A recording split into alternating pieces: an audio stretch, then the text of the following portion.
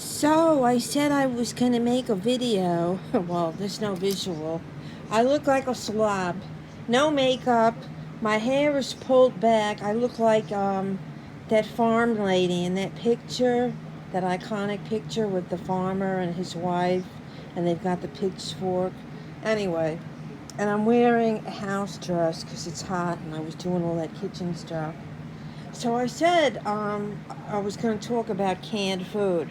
See, every year or during the course of the year, I keep canned foods around that are things that are non-perishable in addition to canned foods in case of an emergency like a power outage or something like that. But it started years ago. um, I split with my ex-husband. I think it was January 3rd, 1997, and at the time I had two sons, 6 and 12, and lived upstate New York, where sometimes you'd get snowed in, and sometimes it would be really bad. Back then they didn't have grocery delivery. They didn't have anything. I don't even I don't know if we even had the internet back then, or it was new. It was like AOL 1.0. I don't know. But anyway, so about 6 months, right around his 7th birthday, my younger son was diagnosed with type 1 diabetes. I had no family living nearby. I lived upstate.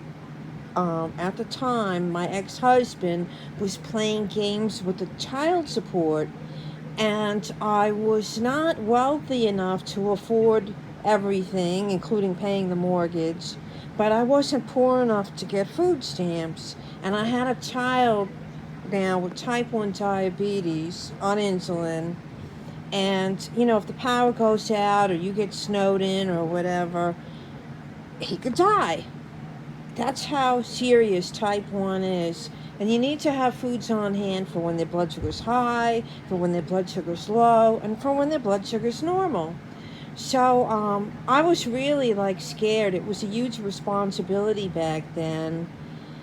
And I made sure to have non-perishable things around, like crackers, peanut butter, jelly, canned ravioli, canned chili, canned stew, tuna, chicken in a can, anything that you could keep around. Those juice boxes, evaporated milk in the can, and I would stock up during the year. And there were times where we needed it, and it sustained, my son until the weather cleared up, and I was able to get the normal, groceries. So, what would happen is, I guess you would say I was a little bit of a prepper, so I would have a supply of these canned things. And, being a single mother with two growing boys, money is not growing on trees. And at the time, I could only work part-time because my younger son was constantly sick. I don't even want to remember it. But anyway, it was a big struggle.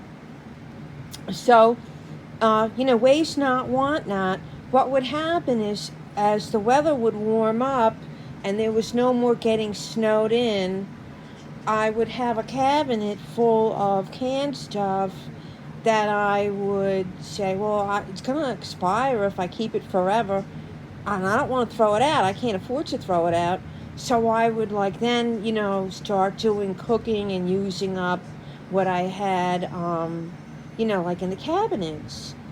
And it became a habit that even after my son was older and got on an insulin pump and moved out of the house, I still adhere to, because you never know when something's going to happen.